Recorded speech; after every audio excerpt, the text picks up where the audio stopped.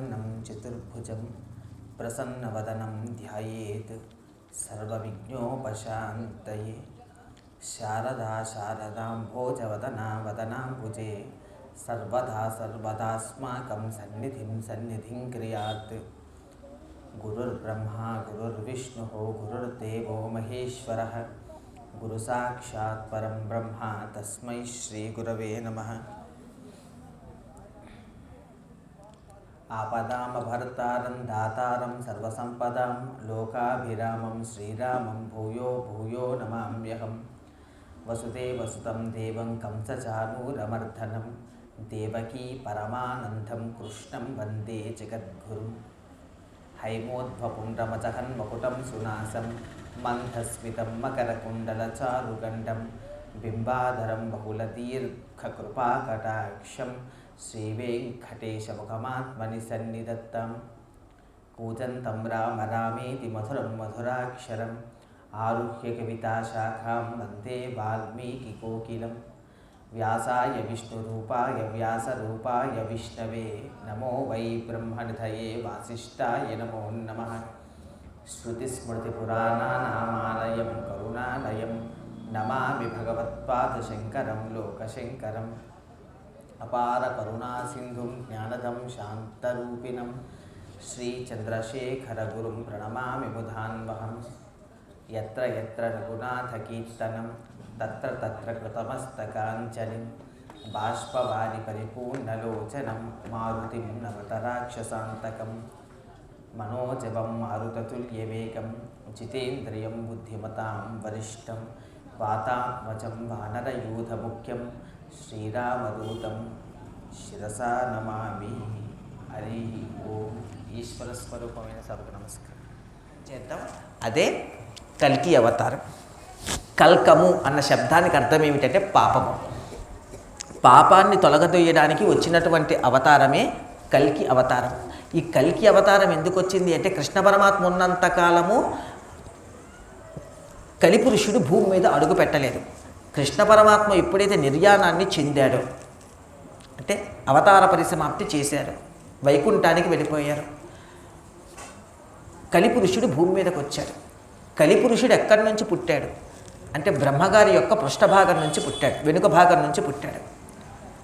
కలిపురుషుడు పుడుతూనే రెండు విచిత్రమైనటువంటి చేష్టల్ని ప్రకటన చేస్తూ కనిపించాడు. ఏమి అంటే ఒక చేత్తో తన అంగాన్ని, ఒక చేతిని నోట్లో పెట్టుకొని కనబడ్డాడు. ఏమిటి దానికి గుర్తులు అంటే కలియుగంలో జనుల్ని ఎలా నాశనం చేస్తాడంటే కలిపురుషుడు ఒకటి నోటిలో పెట్టుకున్న చెయ్యి దేన్ని సూచిస్తుంది అంటే రెండింటిని సూచిస్తుంది. ఒకటి జిహ్వచాపల్యం. చూడండి, మీరు ఆ సెల్ ఫోను ఇలా ఆన్ చేస్తే చాలా యూట్యూబ్ ఎన్నెన్ని వంటకాలు, ఎన్నెన్ని రుచులతో ఒక పదార్థాన్ని ఎన్నెన్ని విధాలుగా వండాలో అందులో ప్రత్యేకించి చూపించి మార్చి చూపిస్తారు. మీకు బాగా తెలుసు, కరోనాలోనే కొంతమంది చచ్చిపోతుంటే కొంతమంది ఏం చేశారు అంటే వంటకాలు చేసుకున్నారు ఇంట్లో. యథార్థం వంటలు కొత్తవి ప్రయోగం చేసుకొని యూట్యూబ్లో పెట్టుకొని మీరు ప్రయోగాలు చేయండి, అక్కడ కదలలేరు కదా ఇదైనా చేయండి అనుకుని పెట్టుకున్నారు. విశేషం ఏమిటి అంటే కలి అంటే అలా ఉంటుంది, అంత ఘోరాతి ఘోరంగా ఉంటుంది. అంటే జిహ్వ చాపల్యము, రుచులు విపరీతమైన రుచికి జనులందరూ బద్ధులై ఉంటారు. అందుకే మీరు చూడండి, అలా పెడతారు, ఊరకాయ ముక్క నోట్లో వేసుకుంటారు, ఇలా వస్తారు, వేరుశనగ పప్పు నోట్లో వేసుకుంటారు, అలా వస్తారు, ఏదో ఫ్రిడ్జ్లో ఇంకా ఏమైనా ఉందా తినడానికని వెతుక్కుంటారు, ఇలా వస్తారు, ఏ డబ్బాలో ఏముందా అని వెతుక్కుంటుంటారు, ఏ జంతికలో తింటుంటారు, ఏ సున్నుండలో తింటుంటారు. ఈ పోకడ ఎక్కడి నుంచి వచ్చింది?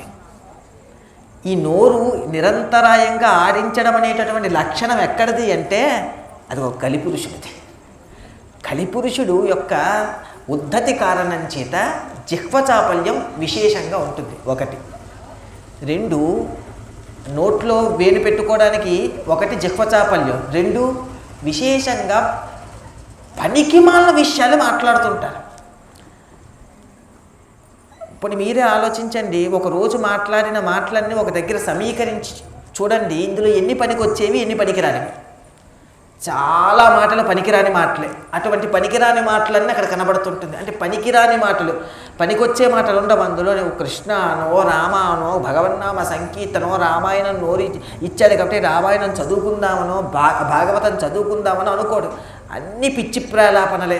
ఎవరి మీదైనా ఏమైనా వృధా ప్రయాసతో కూడుకునేటటువంటి పిచ్చి మాటలు మాట్లాడటం, ఇవే కనబడుతుంటుంది. ఒకటి జిహ్వచాపల్యం, రెండు పిచ్చి ప్రేలాపన. ఇది కలియుగంలోని ప్రధానంగా కనబడే ఒక లక్షణం.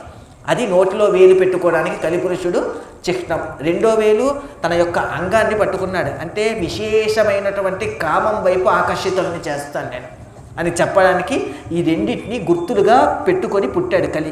అందుకే మీరు చూడండి, కలియుగంలో ఈ రెండు విపరీతమైన ఎక్కువ. నోరు పారేసుకోవడం ఎక్కువ, రుచులు ఎక్కువ, కామం పైన ఆలోచన, ఆకర్షణ విశేషంగా కలుగుతుంటుంది. ఇది కలి యొక్క ఉద్ధృతి. కాబట్టి అటువంటి కలి, ఈ కలి ఎటువంటి వాడు అంటే ప్రధానంగా కలి ఉండేటటువంటి స్థానాలు ఏమిటి అంటే మద్యపానం దగ్గర ఉంటాడు, జోదం దగ్గర ఉంటాడు, వ్యభిచార గృహాల దగ్గర ఉంటాడు, ఎక్కడైనా ప్రాణుల్ని వధ చేస్తుంటే అక్కడ ఉంటాడు. ఈ ప్రదేశాలు కలికి పరమ ప్రీతికరమైనటువంటి ప్రదేశాలు. అటువంటి ప్రదేశాల్లో కలి ఉంటుంటాడు అంటూ పరీక్షిత్తు సుఖబ్రహ్మను అడుగుతారు, మహానుభావ కృష్ణ పరమాత్మ వచ్చి నిర్యాణమయ్యారు, ధర్మ సంస్థాపనం చేశారని చెప్పారు కదా, చాలా సంతోషం. అయితే తర్వాత ఏం జరగబోతుంది చెప్పండి అని పరీక్షిత్తు అడిగారు. అడిగితే కలి వస్తుంది, కలి యొక్క పరిస్థితి ఎలా ఉంటుంది అని చెబుతూ, అట్లుగాన జనంబులు లోబులై జారత్వ చోరత్వాదుల చేత ద్రవ్యహీనులై వన్య శాఖ మూల ఫలంబులు భుజించుచు వనగిరి దుర్గంబులన్ వృషీభూతులై దుర్భిక్ష శీత వాతాతప క్షుధాతాపంబుల చేత భయంపడి ధనహీనులై యత్ అల్పాయుష్కులు నల్పతర శరీరులైయుండ రాజులు చోరులై సంచరించుచు నధర్మ ప్రవర్తులై వర్ణాశ్రమ ధర్మంబులు విడనాడి శూద్రప్రాయులై ఉండెట. అంత నోషదులు అల్ప ఫలదంబులు మేఘంబులు జలశూన్యంబులు సస్యంబులు నిస్సారంబులునగు నిట్లు ధర్మ మార్గంబులు దక్కియున్న ఎడ ముకుందుడు దుష్ట నిగ్రహ శిష్ట పరిపాలనంబుల కొరకు శంబల గ్రామంబున విష్ణుయశుండను విప్రునకు కల్క్యవతారండులై దేవతా బృందములు నిరీక్షింప దేవదత్త ఘోటకారుండుండై దుష్ట మ్లేచ్ఛ జనంబుల ధన మండలాగ్రంబున కంఠీభూతులంచేయు నప్పుడు ధాత్రీమండలంబు విగత క్రూర జనమండలంబై తేజరిల్లు నంత నరలు విష్ణుధ్యాన వందన పూజాది విధానాసక్తులై నారాయణ పరాయణులై వర్ధిల్లెట. చెప్తూ ఇదిగో ఇలా కలి ఉద్ధృతితో పెరుగుతున్నప్పుడు ఏం జరుగుతుందో తెలుసా? భూమి మీద వర్షాలు పడవు, భూమి సస్యాన్ని కోల్పోతుంది, పంటలు పండవు, సారవంతమైనటువంటివి ఏవి దొరకవు. ఇలా ఉంటుండగా ఘోరమైనటువంటి వర్ణాశ్రమ ధర్మాలన్నీ నశించిన తర్వాత పరమాత్మ పరంధాముడు నారాయణుడు ఆ మహానుభావుడు శంభల అనేటటువంటి ఒక గ్రామమున విష్ణుయశుడు అనబడేటటువంటి ఒక బ్రాహ్మణుడికి కొడుకుగా కల్కి అనేటటువంటి నామం పెట్టుకొని ఈ భూమి మీదకి వచ్చి మళ్ళీ ధర్మాన్ని స్థాపన చేసి ధర్మ విరుద్ధులైనటువంటి వాళ్ళందరినీ సంహరిస్తాడు. అలా కల్కి అవతారము పరమాద్భుతమైనటువంటి అవతారము వస్తుంది. అయితే అది ఇప్పుడు కాదు, కలియుగానికి 4 పాదాలు, 4 పాదాల్లో ప్రథమ పాదం నడుస్తుంది. ఇంకా 2 అవ్వాలి, 3 అవ్వాలి, 4 అవ్వాలి. ఈ 4 పాదాలైతే అప్పుడు ఆ పూర్తి సమయంలో కలియుగం పూర్తి సమయంలో కల్కి అవతారం వస్తుంది. మొత్తం 4,32,000 ఏళ్ల సంవత్సరాలు. ఈ 4,32,000 ఏళ్ల సంవత్సరాలు ప్రస్తుతం ఒక 5,000 సంవత్సరాలు ఇంచుమించు గడిచింది. ఇంకా చాలా కాలం ఉంది కలి రావడానికి. అంటే కలిపురుషుడు పూర్తవ్వడానికి, కల్కి రావడానికి, కలియుగం పూర్తవ్వడానికి, కల్కి రావడానికి చాలా కాలం ఉంది. అయితే ఈ 4 పాదాలు ఎలా ఉంటాయి అంటే మొదటి పాదంలో మీకు కొన్ని చెప్తాను, అవన్నీ జరుగుతాయి. అవేవో మీరు జాగ్రత్తగా విందురుగాక. మొదటి పాదం పూర్తయ్యేసరికి జనులందరూ కూడా అధికంగా రోగాలకు గురవుతుంటారు, మనస్సు తాపానికి గురవుతుంటుంది. అంటే అయితే శారీరక రుగ్మతో లేకపోతే మానసిక రుగ్మతో, శరీరంతో బాధపడ్డమో లేకపోతే మానసికంగా బాధపడ్డమో జరుగుతుంటుంది. వస్తువుల యొక్క రుచి తగ్గిపోతుంటుంది. మీరు చూడండి, పసుపు అని మీరు కొంటారు, అది పసుపు కాదు, అందులో ఏవో కలిపేస్తారు. గంధం పొడి అని కొంటారు, అది గంధం పొడి కాదు, ఏవో కొయ్యలన్నింటినీ తీసేసి అరగదీసేసి లేదా పౌడర్ చేసేసి ఇది గంధం పొడి అని అమ్మేస్తుంటారు. మనం కార్తీక మాసంలోని పరమ పవిత్రమని చెప్పి ఆ డబ్బాలు కొనుక్కొని సోమవారం నాడు పట్టుకెళ్ళి పరమేశ్వరుడి మీద అభిషేకానికని మనం వాడేస్తుంటాం. అంటే వస్తువుల రుచి తగ్గిపోతుంది. మీరు భూమిలోని ఏమైనా వేసి దాన్ని పండిద్దాం అనుకున్నారనుకోండి, దాన్ని సారవంతమైన అనుకొని మీరు తింటే పూర్వం ఇలా ఉండేది కాదండి, పరమరుచితో ఉండేది, ఇప్పుడు రుచిగా లేదు అని మీరే అంటారు. అంటే భూమి యొక్క సారం తగ్గిపోయి రుచి తగ్గిపోతుంటుంది. పరమాశ్చర్యకరమైన విషయం ఏమిటో తెలుసా? కలియుగంలో అపరాధం చేసేటటువంటి వాళ్ళని విడిచిపెట్టేసి రక్షిస్తుంటారు, శిక్షించడం. ఈ విషయాలు మీరు ప్రస్తుతం చూస్తూ ఉంటారు. వీడు మావాడండి, వీడిని మీరు శిక్ష వేస్తే ఎలా, వీడిని మీరు ఖైదు చేస్తే పోలీసుగా స్టేషన్లో పెడితే ఎలాగా, మావాడండి ఏదో తప్పు వదిలేండి అని చెప్పి వాడి బలవంతంగా ఇలా చేతులు పట్టుకొని ఏదో ఒక ఇంటి నుంచి ఇంకో ఇంటికి పట్టుకెళ్ళినట్లుగా పట్టుకెళ్ళిపోతుంటారు. అంటే అపరాధం చేసిన వాళ్ళని క్షమిస్తూ ఉంటారు. బ్రాహ్మణులు పోషణ లేక ఎవరు ధర్మాన్ని నమ్ముకోరో, ఎవరు ధర్మాన్ని విడిచిపెట్టి బతుకుతారో, ఎవరు మ్లేచ్చులో వాళ్ళని ఆశ్రయించి వాళ్ళు ఏమైనా ఇస్తారేమో అని వాళ్ళు చుట్టూ తిరిగి బతుకుతుంటారు. 5 మ్లేచ్చులు అంటే ధర్మం మీద అనురక్తి లేనటువంటి వాళ్ళు ఈ భూమిని పరిపాలన చేస్తుంటారు. గోవధ విశేషంగా జరుగుతుంటుంది, గోమాంస భక్షణం విశేషంగా జరుగుతుంటుంది. ఇంకా 6వది, వివాహానికి స్త్రీ పురుషులు ఇద్దరు సమ్మతిస్తే చాలు, తల్లిదండ్రుల యొక్క అంగీకారాలు అక్కర్లేదు. ఇప్పటికి వచ్చేసింది, మీరు అందరికీ తెలుసు. తల్లిదండ్రుల్ని కన్న కొడుకులే పట్టించుకోరు, ఇది మీ అందరికీ తెలుసు. అనాథాశ్రమాలు అందుకే వృద్ధి చెందుతున్నాయి. అలాగే ఎప్పుడూ ఈ కన్ను ఏవి చూడకూడదో అవి చూడాలని కోరుకుంటుంది, ఎప్పుడు ఈ నోరు ఏవేవి తినకూడదో అవి తినాలని కోరుకుంటుంటుంది. మీకు బాగా తెలుసు. మనస్సు, బుద్ధి, ఆలోచన అంతరించిపోయిన తర్వాత వాటిని వాడకుండా కంటికి ఏది కనబడుతుందో అదే ప్రామాణికంగా తీసుకొని ఇదే నిజమని నమ్ముతుంటాడు. ఒరే, కంటికి కనబడింది కాదు, కంటికి కనబడని వెనక భగవంతుడు ఉన్నాడని విశ్వసించాడు. అలా ఉంటుంది కలియుగం చిట్ట చివర మొదటి పాదం చివరికి. కుటుంబ వ్యవస్థ చిన్నాభిన్నమైపోతుంది, జారత్వం మొదలు పెడుతుంది. అంటే వాళ్ళతో ఎటువంటి అలా ప్రవర్తించకూడదు, ఒక స్త్రీతో అలా ఆ ఇంట్లో వాడే ప్రవర్తిస్తుంటాడు. ఇంతకన్నా వేదిక దిగి మాట్లాడడం కుదరదు. విద్యార్థుల్ని చూసి గురువులు భయపడిపోతుంటారు. మీకు తెలుసు ప్రస్తుత పాఠశాలల పరిస్థితి. మేము లక్షలు పోస్తున్నాం, నువ్వు మా బిడ్డని కొట్టడం ఏమిటి అని తండ్రి స్కూల్కి వచ్చి పిల్లవాడికి ఒకటి కొడితే ఇంత కళ్ళు వేసుకొని చూస్తే, అయ్యో బాబా, ఆ పిల్లల్ని చూసి ఆ పిల్ల తండ్రిని చూసి అయ్యో నేను తప్పు చేశాను అని తప్పు చేసిన వాడిని సంస్కరించవలసినటువంటి ఉపాధ్యాయుడు భయపడిపోతుంటాడు. ఇది కలియుగ లక్షణం. అలాగే పదవి కోసం అధర్మాన్ని లోకంలో వృద్ధి చేస్తుంటారు, అధర్మ వర్తనులై వాళ్ళు ప్రవర్తిస్తుంటారు. అంటే పదవి కోసం ఎంత అధర్మానికైనా ఒడిగడతారు, అది కలియుగ లక్షణం.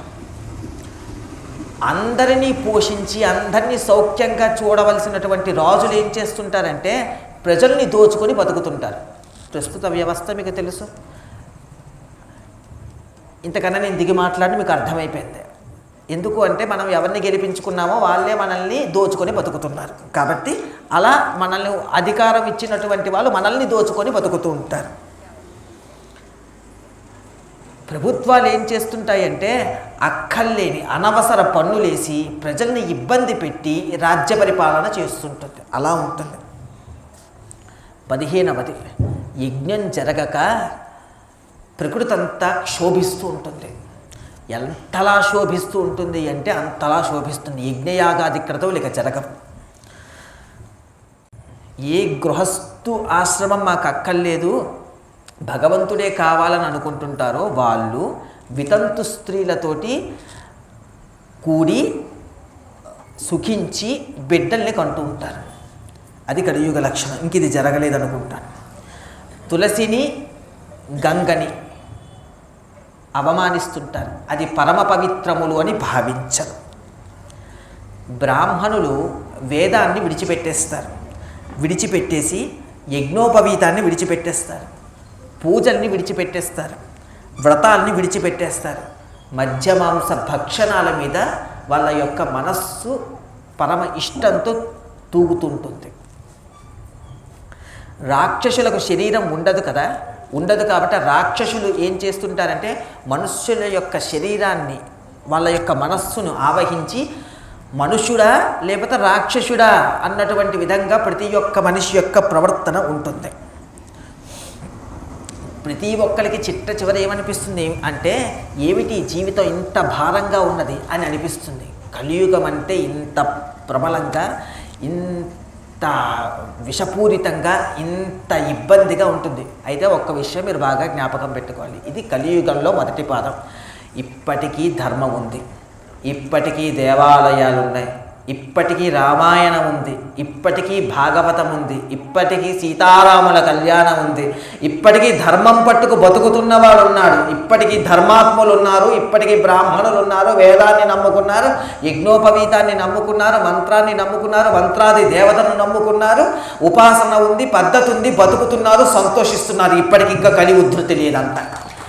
ఇటువంటి మహాపురుషులందరూ ఉన్నారు కాబట్టి ఇటువంటి వాళ్ళు ఇంకా ఉండి ఈ కలి యొక్క ఉద్ధృతిని తగ్గించాలి అని మనం పరమేశ్వరుణ్ణి ప్రార్థన చేయాలి. అందుకు కాబట్టి మొదటి పాదంలో ఇవన్నీ జరుగుతాయి, పైన చెప్పినవన్నీ. రెండవ పాదంలో భక్తులు అనబడేటటువంటి వారు ఉండరు, ఇంకా తగ్గిపోతారు పూర్తిగా. మూడవ పాదంలో యజ్ఞము, యాగము, ఓంకారము, వషత్కారము అన్నీ తగ్గిపోతుంది, ఇంకా జపతపాలు ఏమి ఉండదు. అక్కడికి వచ్చేసరికి మూడవ పాదం దగ్గరికి వచ్చేసరికి కలియుగంలో ప్రాణులకు 18 ఏళ్ళే ఆయుర్దాయం, 18 ఏళ్లతో ఆయుర్దాయం పూర్తి, ఇంకా అంతకు మించి బతకరు. ఆశ్చర్యకరమైన విషయం ఏంటంటే చిన్నపిల్లలు రజస్వలు అయిపోతుంటారు. చిన్నపిల్ల 7వ సంవత్సరంకి వచ్చేసరికి గర్భాన్ని ధరించి పిల్లలు కనిస్తుంటారు. అది మూడవ పాదంలో. 4వ పాదం దగ్గరికి వచ్చేసరికి పరిస్థితి ఎలా ఉంటుందంటే 100 సంవత్సరాలు వర్షాలు ఉండవు, ఒక 100 సంవత్సరాలు పూర్తిగా వర్షమే. ఒక విత్తనం వేస్తే అది పండదు, తినడానికి తిండి ఉండదు, సూర్యభగవానుడి కిందనికి వచ్చేసాడా అన్నంతలా ఉంటుంది, చెట్లు ఉండవు, తపించిపోయి ఇబ్బంది పడిపోతుంటారు. అటువంటి పరిస్థితి ఏర్పడుతుంది. అటువంటి పరిస్థితి ఏర్పడితే భూదేవి గోస్వరూపాన్ని దాల్చి శ్రీ మహావిష్ణువుకి కేక వేస్తే ఆ శ్రీ మహావిష్ణువు ఈ ప్రకృతిని, ఈ ప్రపంచాన్ని రక్షించడానికి ఆ మహానుభావుడు ఒక అవతారాన్ని స్వీకరించి వస్తాడు. అవతారాన్ని స్వీకరించి వచ్చినటువంటి పరమాద్భుతమైనటువంటి అవతారమే కల్కి అవతారం. ఆ కల్కి అవతారం శంభల అనేటటువంటి గ్రామంలోని వచ్చినటువంటి పరమాద్భుతమైనటువంటి అవతారం. కాబట్టి అవతారం వచ్చి మరలా ఎవరు మ్లేచ్చులో, ఎవరు ధర్మానికి వ్యతిరేకంగా బతుకుతున్నారో, ఎవరు గోవుకి ఇబ్బంది పెడుతున్నారో, ఎవరు యజ్ఞానికి ఇబ్బంది పడుతున్నారో, ఆ కలియుగంలో ఎటువంటి పరిస్థితి ఏర్పడుతుందంటే దేవాలయాలన్నీ కూడా ముళ్ళ కుప్పలతో నిండిపోతుంది, ముళ్ళ కంపలతో నిండిపోతుంది. దీపం పెట్టడానికి దిక్కు కూడా ఉండడు. నమ్ముకున్నటువంటి ఏ ఒక్క బ్రాహ్మణుడో ఏం చేస్తాడంటే వెళ్ళి, అయ్యా ఏమైనా డబ్బులుంటే ఇవ్వండి, దేవాలయానికి ఇంత దీపం పెట్టుకుంటానని వాళ్ళ పాదాలు పట్టుకొని వేడుకొని తెచ్చుకుంటాడు. అటువంటి పరిస్థితి కలియుగం చివరికి ఏర్పడుతుంది. కాబట్టి అటువంటివి మన కళ్ళతో మనం చూసేంతవరకు మనం ఉండకుండుగా కానీ ఈశ్వరుడు యొక్క పాదముల పట్టి ప్రార్థన చేస్తూ ఆ కల్కి అవతారం వచ్చి గొప్పదైనటువంటి గుర్రం, అది గరుత్మంతుడి యొక్క అంశ, గొప్పదైనటువంటి ఖడ్గము చేతపట్టి మహానుభావుడు ఆ శంబలా నగరం నుంచి ఎవరు ధర్మానికి వ్యతిరేక్త దిశలో నడిచారో వాళ్ళందరినీ ఆ ఎగురుతున్నటువంటి గుర్రంతో ఎగిరి సంహరించి, అందరినీ సంహరించిన తర్వాత ఎవరు ధర్మాన్ని పట్టుకొని బతుకుతున్న వాళ్ళు ఏ కొద్ది మంది ఉన్నారో ఆ కొద్ది మందిని పట్టుకొని మరలా చిట్ట చివరైపోతున్న తర్వాత ఆ కొద్ది మందికి అప్పచెప్పి ఉంచి ఈ భూమిని మరలా ధర్మస్థాపన చేసి, ప్రకృతి స్థాపన చేసి, యజ్ఞయాగాది క్రతువులు జరిగేటట్లుగా చేసి మరలా కృతయుగం వస్తుంది. కలియుగం తర్వాత ఆ కలియుగం తర్వాత కృతయుగంకి వచ్చిన తర్వాత ధార్మికులైనటువంటి వాళ్లకు రాజ్య పరిపాలన అప్పచెప్పి మళ్ళీ ధర్మము 4 పాదముల నడిచేటట్లుగా చూసి ఆ స్వామి అవతార పరిసమాప్తి చేసి వైకుంఠానికి వెడతారు. ఇది కలియుగంలో కల్కి అవతారము చిట్ట చివర వచ్చి ధర్మ స్థాపన చెయ్యడము అన్నమాటకు అర్థం. కాబట్టి అంత గొప్ప అవతారమైనటువంటి కల్కి అవతారం, అలాంటి ఉద్ధృతితో కూడుకున్నటువంటి పరమ చిహ్నాలు కలిగినటువంటి కలియుగము. అందుకే కలియుగంలోని ఈ కలి యొక్క ప్రభావము మన యందు పడకుండా ఉండాలి అంటే మనం ఏం చెయ్యాలి అంటే, అందులో మొట్టమొదటిది భగవంతుడి గురించి రోజు ఒక 10 నిమిషాలైనా వెచ్చించి భగవత్ సమక్షంలో, భగవత్ సన్నిధిలో, నీ పూజామందిరంలో కావచ్చు, దేవాలయంలో కావచ్చు, కూర్చొని భగవంతుడి గురించి ఆలోచించాలి, భగవంతుడికి నమస్కారం పెట్టాలి. అది మొట్టమొదటిది. 2, భగవన్నామాన్ని చెప్తుండాలి. మీకు చెప్పాను కదా, కృష్ణుడు ఉన్నప్పుడు కలి లేడు. కృష్ణుడు వెళ్ళిపోయిన తర్వాత కలి వచ్చింది. ఎలాగో నీ మనస్సులో కృష్ణుడున్నా, నీ మనస్సులో రాముడున్నా కలి ఉద్ధృతి ఉండదు. కాబట్టి నీ మనస్సులో భగవన్నామ స్మరణ చేస్తూ ఉంటాం. అది 2. 3, మంచి ధార్మికమైనటువంటి గ్రంథాలను చదువుతుంటాం, భక్తుల యొక్క చరిత్రలను చదువుతుంటాం, భగవంతుడి యొక్క పాదములు విస్మృతి లేకుండా పట్టుకో. దీని కారణం చేత నువ్వు ఉద్ధరింపబడతావో, నువ్వు ఎక్కడున్నావో అక్కడ పంటలు పండుతాయి, సస్యము వృద్ధి చెందుతుంది, వర్షాలు పడతాయి, తినేటటువంటివి రుచిగా కనబడతాయి, భూమి సారవంతమవుతుంది, ధర్మాత్ములు వృద్ధి చెందుతారు. అలా నువ్వు జీవనం చెయ్యు, అది మాత్రమే జీవనము. అది భాగవత గ్రంథం అందించిన పరమాద్భుతమైన ఘట్టం. కాబట్టి భాగవతము అన్న మాటకు అర్థం ఏమిటి అంటే భగవద్భక్తుల యొక్క కథా విశేషము. అందుకు భగవంతుడి యొక్క కథా విశేషము, భాగవతుల యొక్క కథా విశేషము. అంత గొప్పదైనటువంటి భక్తుల యొక్క కథా విశేషము, భగవంతుడి యొక్క కథా విశేషమైన ఈ భాగవతము శిరోధార్యము. అంత గొప్ప రాశి కలిగినటువంటి, అంటే కథారాశి కలిగినటువంటి భాగవతం గురించి ఈ 5 రోజులు 10 అవతారాల చొప్పున 4 విషయాలు మాట్లాడుకునేటటువంటి ప్రయత్నం రామచంద్రమూర్తి యొక్క అనుగ్రహం కారణం చేత చేయడం జరిగింది. మీరందరూ కూడా శ్రద్ధాలువై విన్నారని మీరు, చెప్పానని నేను, ఆ పరమేశ్వరుడి యొక్క అనుగ్రహం కారణం చేత తరిస్తున్నాము అని అంటూ ఈ అవకాశాన్ని ఇచ్చిన మీ అందరకు రాధాకృష్ణమాచార్యులు గారికి వేదిక మీద నుంచి కృతజ్ఞతలు ఆవిష్కరిస్తూ ఈ ప్రవచనాన్ని ఇక్కడితో ముగిస్తున్నాను. రేపటి రోజున పరమాద్భుతమైనటువంటి కార్యక్రమం సీతారాముల కళ్యాణోత్సవం. సాయంకాలం అయ్యేసరికి సీతారాముల పట్టాభిషేకం, కనులకు పండుగ. అటువంటి పరమాద్భుతమైనటువంటి క్రతువును మనందరం చూసి కన్నులతో జుర్రేసుకొని, ఆనాడు అతిథి ఎలా శ్రీ మహావిష్ణువుని చూసి కన్నులతో జుర్రేసుకొని పొంగిపోయిందో మనం అటువంటి స్థితిని పొందాలని నేను కోరుకుంటూ ఈ ప్రవచనాన్ని ముగిస్తున్నాను. మంగళాశాసనపరైర్మదాచార్య పురోగమై సర్వైశ్య పూర్వైరాచార్యై సత్కృతాయాస్తు మంగళం.